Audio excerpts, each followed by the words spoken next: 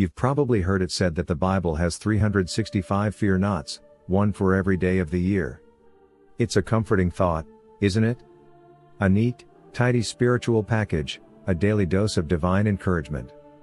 It gets shared all over social media, quoted in sermons, and passed around like a beautiful piece of biblical trivia. But what if I told you it's a myth?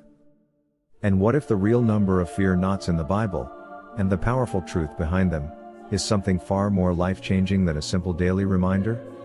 The truth isn't found in a number, but in a promise. And that promise is more potent, more personal, and more profound than any pithy saying. So, if you've ever found comfort in that 365 number, stick with me, because what the Bible actually says about fear is so much better. Alright, let's get right into it. Where did this idea of 365 fear nots even come from? It's tough to trace the exact origin, but it seems to have bloomed in the internet age, a well-intentioned, feel-good sentiment that just went viral. And I get it. The symmetry is beautiful. The thought that God anticipated our daily anxieties and tucked away a little note for every single day is deeply appealing. But here's the honest truth, it's just not accurate. If you were to do a word search, you'd find the exact two-word phrase fear not appears about 71 times in the King James Version of the Bible. 71. That's a long way from 365. Now, you might be thinking, okay, but what about other translations, or similar phrases like do not be afraid? That's a great question, and it shows you're digging deeper. If we broaden our search to include phrases like do not be afraid, do not be discouraged, or be courageous, the count goes up.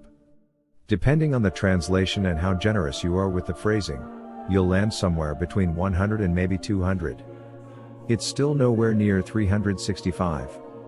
You just can't get there, no matter how you crunch the numbers. Some have tried to get to 365 by counting every single use of the word fear, but that doesn't work either. First, you often overshoot the mark, hitting over 500 mentions in some translations. And second, that count includes things like the fear of the Lord, which the Bible presents as a positive source of wisdom, as well as descriptions of people being afraid. So, those aren't commands to us not to fear. The point of this isn't to be a spiritual myth buster just for the fun of it, or to take away a source of comfort. The point is to show that we've been focusing on the wrong thing. We've been mesmerized by the quantity of the command, when the Bible desperately wants us to understand the quality of the promise attached to it. So if the number isn't the point, what is? That's where the real power lies. The lie is that God gave us a daily platitude. The truth is that God gave us a personal presence. So often, when God commands someone in Scripture not to fear, it's not a standalone command. It's not a hollow instruction to just stop being afraid. It's a two-part statement, a command followed by a reason. And the reason is everything. The command is, fear not. The reason, the promise that gives the command its power, is almost always, for I am with you. Let's look at the cornerstone of this promise, Isaiah 41:10. So many of us know the first part, but let's read the whole thing. God says, "So do not fear, for I am with you, do not be dismayed, for I am your God. I will strengthen you and help you, I will uphold you with my righteous right hand." Do you see the structure? Don't fear. Why? For I am with you. Don't be dismayed. Why? For I am your God. The command isn't meant to be obeyed in a vacuum. It is an invitation to lean on the reality of God's presence and identity. He doesn't just say, "Get over it." He says, "Lean on me." The antidote to our fear is not our own willpower, it's the active, intervening presence of God Himself. He will strengthen, He will help, He will uphold. And this pattern echoes from Genesis to Revelation. When Moses is about to pass the leadership baton to Joshua, on the brink of entering a land filled with enemies, what does he tell the Israelites? In Deuteronomy 31:6, he says, "Be strong and courageous. Do not fear or be in dread of them, for it is the Lord your God who goes with you. He will not leave you or forsake you." The command is to be courageous. The foundation for that courage is knowing God goes with them. Then, God himself repeats this promise directly to Joshua a little later. In Joshua 1:9, he says, "Have I not commanded you? Be strong and courageous. Do not be afraid, do not be discouraged, for the Lord your God will be with you wherever you go." Joshua was facing a scary, uncertain future. The solution wasn't to pretend the giants in the land weren't big. The solution was to remember that his God was bigger. Think about the shepherds on the night of Jesus' birth. An angel appears, a terrifying sight, and what are the first words out of the angel's mouth? Fear not. But it doesn't stop there. It's followed by the reason, "For behold, I bring you good news of great joy that will be for all the people." The command is followed by a revelation. Even at the very end of the Bible, when the Apostle John falls at the feet of the risen Christ as though dead, what does Jesus say? He places his right hand on him and says, "Do not be afraid. I am the first and the last." He doesn't just say, "Cheer up." He reminds John of who he is. The power to overcome fear is rooted in the identity of the one who is with us. The popular myth of 365 fear nots turns this profound, relational truth into a sterile, daily ritual. It subtly shifts the focus onto our ability to remember a phrase each day. But the biblical reality shifts the focus onto God's unwavering promise to be present with us in the middle of our fear.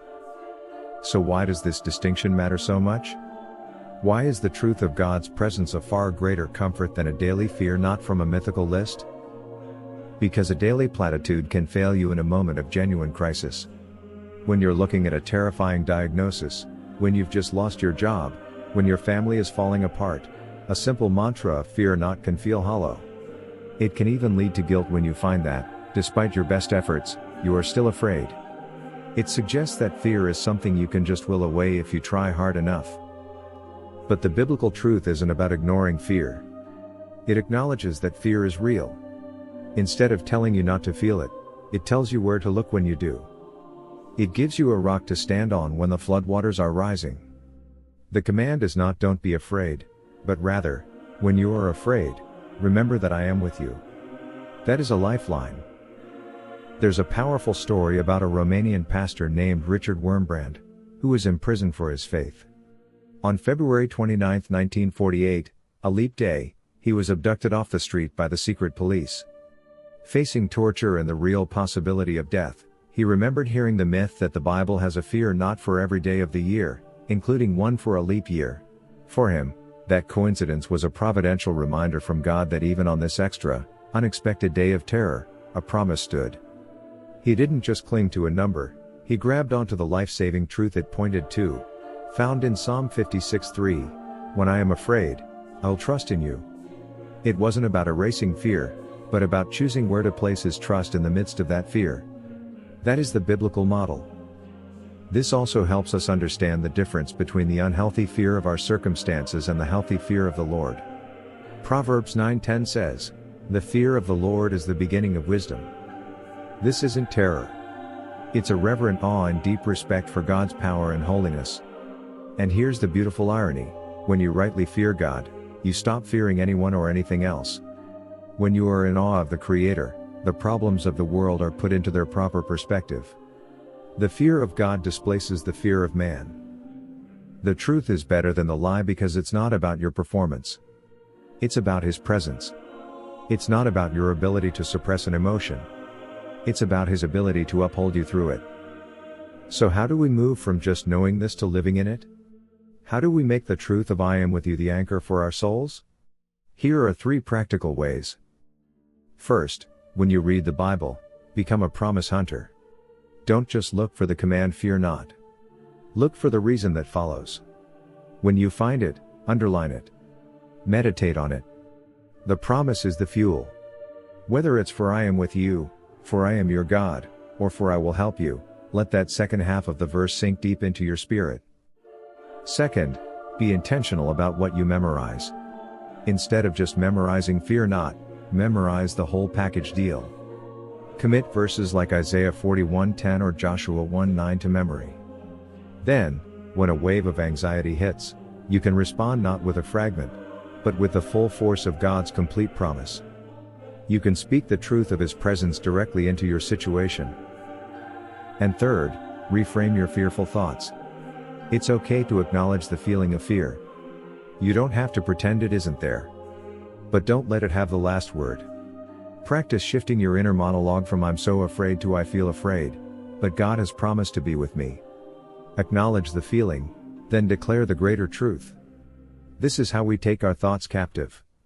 It's the practice of preaching the truth to ourselves until our hearts start to listen. So, is the 365 fear not saying a lie? Yes, technically, it is. It's a well-intentioned piece of spiritual folklore. But the truth it was trying to point to is infinitely better. The point isn't the number of times God says it, but the unwavering promise He attaches to it so often, His presence. We don't need a daily platitude. We need a constant, abiding presence.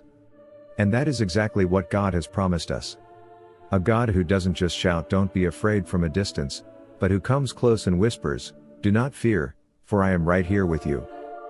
If this helped you see God's promise in a more powerful way, I hope you'll share it with someone who needs to hear it.